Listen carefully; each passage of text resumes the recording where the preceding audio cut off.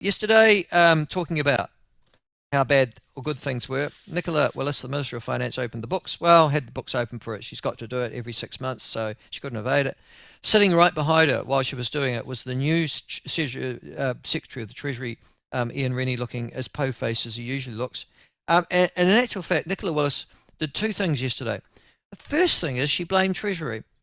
She said, and that's probably why he does look po-faced, actually, Mr. Rennie, because she said they were over optimistic in their forecasts about how strong the economy was, both in the past and presumably in the future. And also, she removed from the accounts $4 billion worth of debt because she said that they didn't, well, it was a bit messy. It made the accounts not look as good as they should be.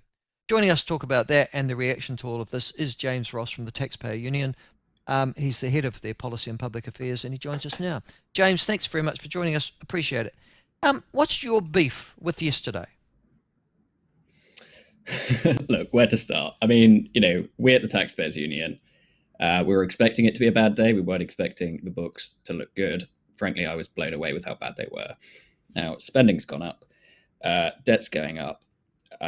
Frankly, I struggle to see the justification for why, as you were saying, that huge amount of debt and deficits from the ACC fund was taken out of Obergel.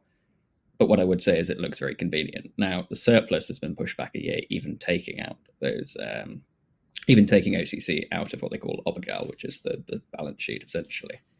If they hadn't, they wouldn't have reached surplus at all in the forecast period, which they are legally required to do. It all looks very convenient that these changes have come through.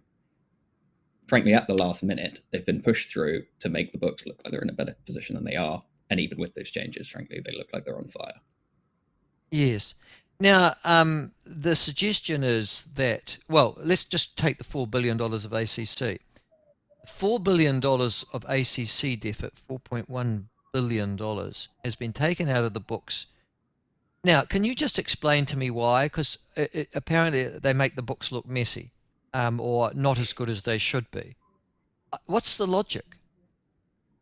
So the logic there from Nicola Willis's perspective is that they're a long-term fund and the changes aren't necessarily reflective of the spending priorities of governments in the short to medium term, which I think you could possibly make that argument, but there's a reason that Treasury decided against using that measure and voiced their opposition to using that measure is because it throws analysis completely out of whack year on year, which means that when you're comparing how previous governments have spent to how this one's spent, it gives this government an unfair leg up to pretend like that those deficits aren't on their books, and they are.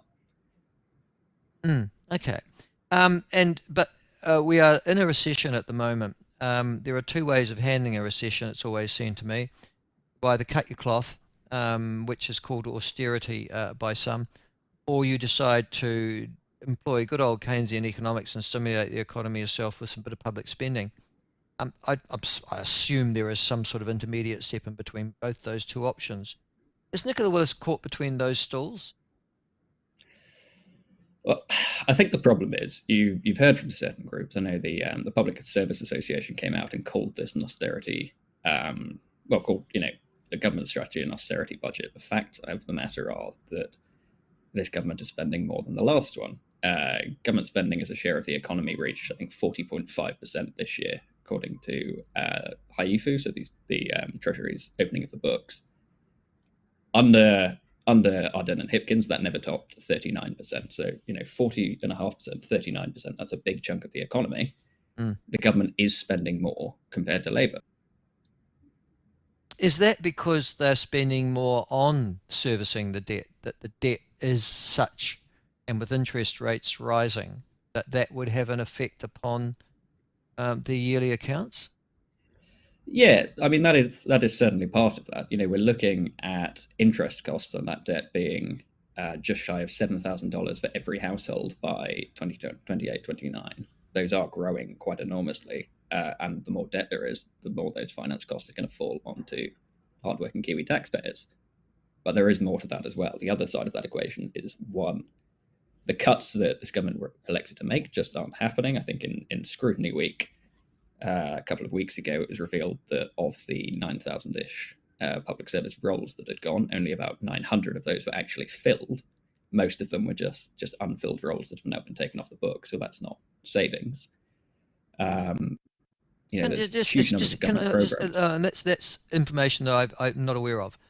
You're saying to me that of the public sector cuts that apparently are happening in our public sector to try and reduce the overall debt that the public sector imposes upon us, that real people aren't really losing their jobs. It's just that vacancies are unfilled in the main. Is that what you're saying to me?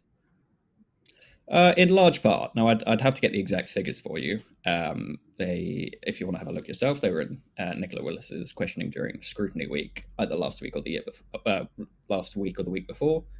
But by and large, and obviously there are people losing their jobs, but by and large, a lot of the roles that are being taken off the books weren't filled anyway, and that's a decent majority of the roles that are being removed. Okay. Well, I suppose there's still savings that you would have because they would have budgeted previously for those roles to be filled, yeah?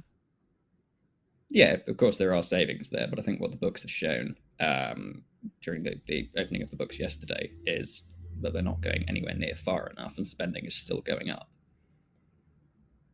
So are you suggesting what we need to sack another, well, to get back to where we were 5 years ago, another, looking at this at the moment, another 9,000 public servants?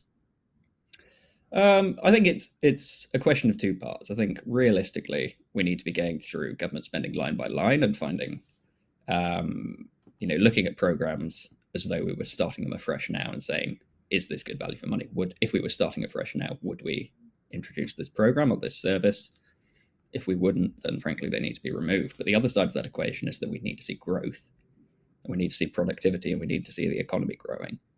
Now, we've been in what they call a per capita recession. We're in an actual recession at the minute, but we've been in what they call a per capita recession, which means people are getting poorer per head for quite a few years now, I believe. The after from the effects post COVID, we've had a worse per capita recession, in fact, than after the global financial crash. That's what we need to turn around. We need to see productivity and growth, and that's the only way you're really going to see meaningful revenue increases without squeezing the economy more. We're in a recession, though. Well, it seems to be a technical recession, but it's still a recession. This is a longest-lasting economic downturn since, probably 1991. In actual fact, go back to the 90s, not to. It's now more intense than the great financial crisis of 2007-8. There is always an argument that in times such as this, the more you cut, the more damage you do to economic recovery. You don't buy that argument. I think New Zealand's problems of growth it's always been lack of investment and what they call undercapitalization. That's not going to go away without attracting more investment, and unfortunately, attracting more investment means making tax cuts to make New Zealand a more attractive place to invest. Now, that might mean some short-term hurt, but in the long term, the alternative is just continuing this managed decline of Kiwis getting poorer year on year. And Kiwis are getting meaningfully poorer year on year thanks to this per capita recession.